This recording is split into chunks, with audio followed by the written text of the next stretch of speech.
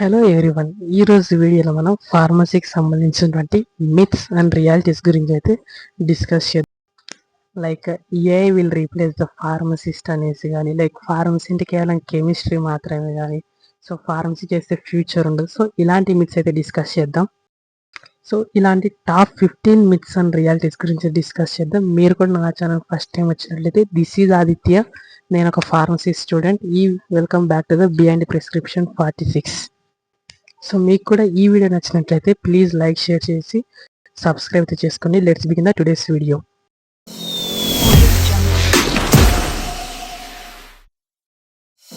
So first myth వచ్చేసి మనం మేజర్గా వినేది ఫార్మసీ స్టూడెంట్స్ కేవలం మెడిసిన్స్ మాత్రమే సెల్ చేస్తారు.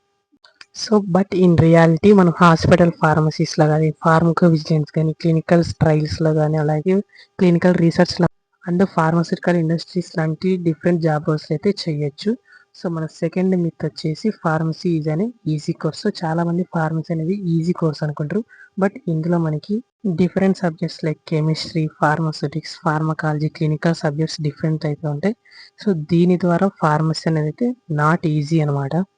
సో డిఫరెంట్ స్ట్రక్చర్స్ కానీ, ఎక్కువ కాంపౌండ్స్ ఉంటాయి కాబట్టి డైలీ ప్రాక్టీస్ అయితే రిక్వైర్ అవుతుంది. నెక్స్ట్ థర్డ్ మిత్ వచ్చేసి no practical work in pharmacy. ఫార్మసీలో వచ్చేసి డిఫరెంట్ ప్రాక్టికల్స్ అయితే ఉంటాయి, లైక్ ల్యాబ్స్ కానీ, ఎక్స్పెరిమెంట్స్ కానీ, ఫార్ములేషన్స్ కానీ, analysis and hospital training. So ఇలా చాలా ప్రాక్టికల్స్ అయితే ఉంటుందన్నమాట మన ఫార్మసీలో.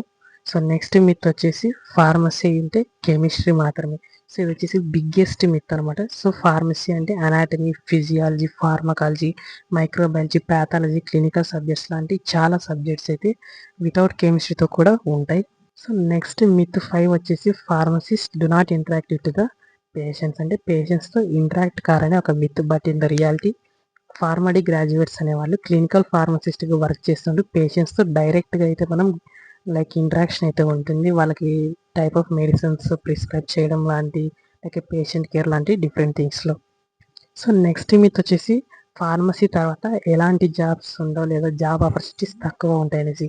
సో ఒకటి గుర్తుపెట్టుకోండి, సో ఫార్మసీ తర్వాత ఏంటంటే లైక్ మీకు ఇండస్ట్రీలో కానీ, రీసెర్చ్ కానీ, గవర్నమెంట్ జాబ్స్ కానీ, ఫార్మకో విజిలెన్స్ కానీ, లైక్ హాస్పిటల్స్లో కానీ అయితే డిఫరెంట్ సెక్టర్స్ అయితే మనం అయితే వర్క్ చేయొచ్చు. లైక్ 1000 ఆఫ్ ఆపర్చునిటీస్ ఉంటాయి.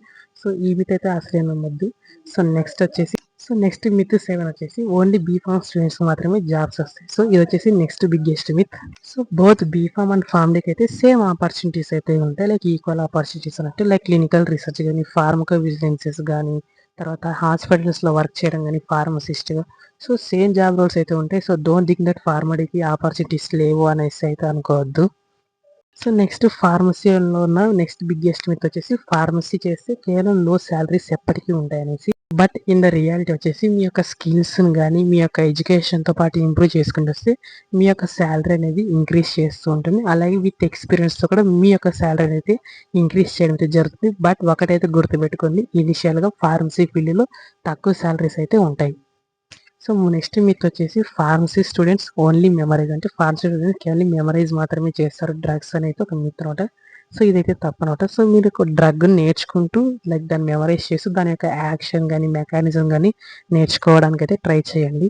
సో నెక్స్ట్ మిత్ వచ్చేసి నో స్కోప్ ఇన్ అబ్రాడ్ అని ఫార్మసీకి. So but in the reality వచ్చేసి మనం లైక్ యూఎస్ఏ కానీ, కెనడా కానీ, Australia, UK and other Gulf కంట్రీస్లో అయితే ఫార్మసిస్ట్గా అయితే వర్క్ చేయొచ్చు. అండ్ హై పేయింగ్ శాలరీస్ కూడా మనకు అబ్రాడ్ కంట్రీస్లో అయితే ఉంటాయి. సో నెక్స్ట్ మిత్ వచ్చేసి pharmacies cannot work in the research అనమాట. సో ఫార్మసీ చేసిన వాళ్ళు రీసెర్చ్లో వర్క్ చేయరు అనేది ఒక మిత్ ఉంది. So but in the reality like drug డిస్కవరీలో కానీ, క్లినికల్ రీసెర్చ్లో కానీ, అలాగే డ్రగ్ యొక్క డెవలప్మెంట్ ప్రాసెస్లో కానీ మన యొక్క ఫార్మసిస్ట్ మెయిన్ రోల్ ఉంటుంది కాబట్టి we can work in the research field. So next myth వచ్చేసి hospital jobs are the only option for pharmacy students. So చాలా మంది ఫార్మసీ స్టూడెంట్స్ క్లినికల్ ఫార్మసీ మాత్రమే వాళ్ళ యొక్క కెరియర్ ఆప్షన్ అనుకుంటూ, but you can go in industry field కానీ, like medical coding కానీ, regulatory affairs కానీ, ఫార్మకో విజిలెన్స్ కానీ, క్లినికల్ రీసెర్చ్ లాంటి డిఫరెంట్ ఫీల్డ్స్లో అయితే ఫార్మడీస్ కూడా వర్క్ చేయొచ్చు. సో నెక్స్ట్ ఉన్నటువంటి బిగ్గెస్ట్ మిత్ వచ్చేసి ఫార్మసీ చేస్తే ఫ్యూచర్ ఉండదు. సో ఇదైతే బిగ్గెస్ట్ మిత్ అంటే, ఎందుకంటే వరల్డ్ వైడ్గా మనకి గ్లోబలీ మెడిసిన్స్ యొక్క డిమాండ్ అనేది ఇంక్రీజ్ అవుతూ ఉంటుంది. సో దీని ద్వారా గ్లోబలీ ఫార్మసిస్ట్ అనేది డెఫినెట్గా రిక్వైర్ అవుతుంది. సో దట్ ఫార్మసీకి ఫ్యూచర్లో ఎప్పటికైనా స్కోప్ అయితే ఉంటుంది.